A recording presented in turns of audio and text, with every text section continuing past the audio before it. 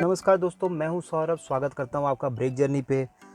दोस्तों, आज हम आपको गोवा की कंप्लीट इन्फॉर्मेशन देने वाले हैं। आप लोग गोवा जाते हैं तो आपके मन में बहुत से सवाल आते हैं कि आप लोग गोवा कैसे जाएं, कब जाएं, कौन सा सीज़न बेस्ट होगा, नॉर्थ गोवा जाएं या साउथ गोवा में घूमें, गोवा में क्या खाएं, कहां से शॉपिंग करें और आपको क्या करना चाहिए, क्या नहीं करना चाहिए, और सबसे बड़ा सवाल कि आपका बजट कितना होगा, कितना पैसा लेके चलें। तो इस वीडियो में अंत तक बने रहिए, आपको वो सारी जानकारी इस अकेले वीडियो में मिलने वाली है। अगर आपका कोई भी सवाल रह जाता है या फिर आपको और जानकारी चाहिए या फिर अगर आपको गोवा ट्रिप प्लान करनी है तो हमें कमेंट बॉक्स में कमेंट कीजिए, हम आपको वो प्लान करके बताएंगे और आपके सारे सवालों के जवाब देंगे। तो दोस्तों, सबसे पहले बात करते हैं कि गोवा पहुँचे कैसे। ये आपके ऊपर डिपेंड करता है। गोवा में आपको एयरपोर्ट की सुविधा है, रेलवे स्टेशन है, बस के थ्रू भी आप आ सकते हैं। अगर बात करें एयरपोर्ट की तो गोवा में वास्को डी गामा एयरपोर्ट पड़ेगा। अगर आप रेलवे स्टेशन की बात करें तो यहाँ पे 3 मेन रेलवे स्टेशन है। अगर आप नॉर्थ साइड से आ रहे हैं तो आपको थिविम उतरना होगा। अगर आप साउथ साइड से आ रहे हैं या फिर आप साउथ गोवा विज़िट करना चाहते हैं तो आप मडगांव या फिर वास्को डी गामा उतर सकते हैं। और अगर आप बस से आना चाहते हैं तो यहाँ पे मापसा बस टर्मिनल भी है, तो आपको यहाँ पे सारी सुविधा मिल जाएगी। दोस्तों, दूसरा सवाल आता है कि नॉर्थ गोवा जाएं या फिर साउथ गोवा जाएं। तो मैं आपको बता दूं कि दोनों ही जगह अपने अपने तरीके से बेस्ट हैं। जैसे आपको भीड़ भाड़ या फिर लोगों की चहल पहल पसंद है तो आप नॉर्थ गोवा घूम सकते हैं, ये आपको थोड़ा सा बजट फ्रेंडली भी पड़ेगा। वहीं अगर आपको सुकून से, शांति से, कम लोगों के बीच में घूमना है तो साउथ गोवा आप चूज़ कर सकते हैं। ये थोड़ा सा एक्सपेंसिव है नॉर्थ गोवा के मुकाबले। दोस्तों, बात अगर करें गोवा कौन से सीज़न में जाएं तो मैं आपको रेकमेंड करूंगा कि पीक सीज़न में तो बिल्कुल भी मत जाइए, जैसे कि नवंबर, दिसंबर, जनवरी, क्योंकि ये क्रिसमस का टाइम होता है, न्यू ईयर का टाइम होता है। इस टाइम पे क्राउड बहुत ज़्यादा होता है गोवा में, फॉरेनर्स भी आते हैं और आपको हर चीज़ का रेट ऑलमोस्ट डबल ट्रिपल मिलने वाला है और आप उतना अच्छे से गोवा इंजॉय नहीं कर पाएंगे जिसके लिए आप गोवा जाना चाहते हैं। तो मैं आपको रेकमेंड करूँगा कि आप जून या फिर मई में भी ना जाएं, क्योंकि गोवा में इतनी गर्मी पड़ती है कि दिन में आप कहीं नहीं घूम पाएंगे। गोवा घूमने के लिए जो बेस्ट सीज़न है वो मैं आपको रेकमेंड करूंगा फरवरी, मार्च या फिर सितंबर, अक्टूबर। अगर आप नेचर लवर हैं, आपको ग्रीनरी बहुत पसंद है तो आप अगस्त या फिर सितंबर में जा सकते हैं। ये आपके लिए बेस्ट सीज़न होगा। इस टाइम पे रेट्स भी नॉर्मल होते हैं, खाना पीना आपको नॉर्मल रेट पे मिलेगा। घूमने के लिए बस एक छोटी सी दिक्कत है कि अगर बरसात है तो आपको वाटर स्पोर्ट्स एक्टिविटी बहुत जगहों पे बंद मिलेगी या फिर आप बीच पे अंदर नहा नहीं पाएंगे रेनी सीज़न के टाइम पे। बाकी आप ऐसे घूम सकते हैं। दोस्तों, चलिए अब बात करते हैं कि आप गोवा पहुंच गए हैं तो सबसे बड़ा सवाल आता है कि आप घूमें कैसे। तो उसके लिए मैं आपको बता दूं कि सबसे बेस्ट ऑप्शन जो रहता है वो रहती है स्कूटी रेंट पे लेना। ये आपको 350 रुपये से स्टार्ट हो जाती है। आप 200 का पेट्रोल डलवाइए, पूरा गोवा घूमिए आराम से। ये आपको 24 आवर्स के लिए मिल जाती है। इसके लिए सिर्फ आपको एक ड्राइविंग लाइसेंस की ज़रूरत है।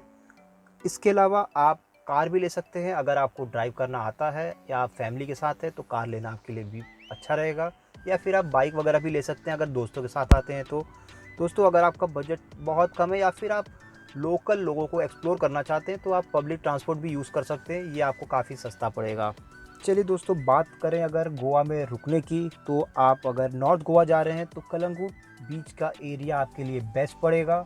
वो आपको थोड़ा सा नॉर्मल रेट का भी पड़ेगा और घूमने के लिए बेस्ट होगा। अगर आप सोलो ट्रिप कर रहे हैं, अकेले हैं, तो आप हॉस्टल या फिर डॉर्मेट्री की भी सुविधा ले सकते हैं। ये आपको 400 रुपये में मिल जाएगी। ऑफलाइन थोड़ा और कम हो सकता है। इसके अलावा आप अगर होटल लेना चाहते हैं तो वो होटल आपको 1000 से 1500 की रेंज में मिल जाएगा। कई बार जैसे एक कॉलेज का ग्रुप होता है, 4-5 लड़के हैं, तो आपको 800-700 में 5 बेड का भी होटल मिल जाता है। हम लोगों को कई बार मिला है वहाँ पे। बात अगर करें कि होटल की बुकिंग कैसे करें तो दोनों सुविधा आपको उपलब्ध है। आप ऑनलाइन भी बुक कर सकते हैं, बहुत आपको रेट का बहुत ज़्यादा डिफरेंस नहीं पड़ता है। गोआईबीबो, मेक माई ट्रिप या फिर इस टाइप की किसी भी वेबसाइट पे जा कर के आप बुक कर सकते हैं। या फिर आप अगर ऑफलाइन जाएंगे तो आपको रेट थोड़ा सा कम ही मिलेगा। दोस्तों, मैं आपको रेकमेंड करूंगा कि आप कलंगुट बीच के एरिया के पास ही लें, ताकि जैसे आप डिनर वगैरह के बाद भी थोड़ा सा बीच पे एंजॉय कर सकते हैं। दोस्तों, बात करें अगर खाने की तो आप होटल की बुकिंग के साथ खाने लेते हैं तो इसको प्लीज़ अवॉइड कीजिए, क्योंकि बाहर का खाना आपको नॉर्मल रेट पे अच्छा खाना मिल सकता है। जैसे 100 से 150 रुपये की आपको वेज थाली या फिर नॉन वेज थाली आपके अकॉर्डिंग मिल सकती है। इसके अलावा होटल में अगर आप मील्स का ऑप्शन लेते हैं ऑनलाइन बुकिंग या फिर ऑफलाइन में, तो दिक्कतें आपको एक आ सकती है कि जैसे डिनर का फिक्स टाइमिंग है, तो आप अगर लेट हो गए आने में तो आपको डिनर वगैरह की थोड़ी सी दिक्कत होगी। या फिर आप घूमने जाएंगे, आपने ब्रेकफास्ट या फिर कुछ वैसा चूज़ किया हुआ है, आपको अर्ली मॉर्निंग निकलना है, तो आपको थोड़ा सा दिक्कत हो जाएगी। तो आप लोग खाने का ऑप्शन होटल में मत लीजिए, आप जहाँ घूमते हैं वहाँ का खाना एंजॉय कीजिए।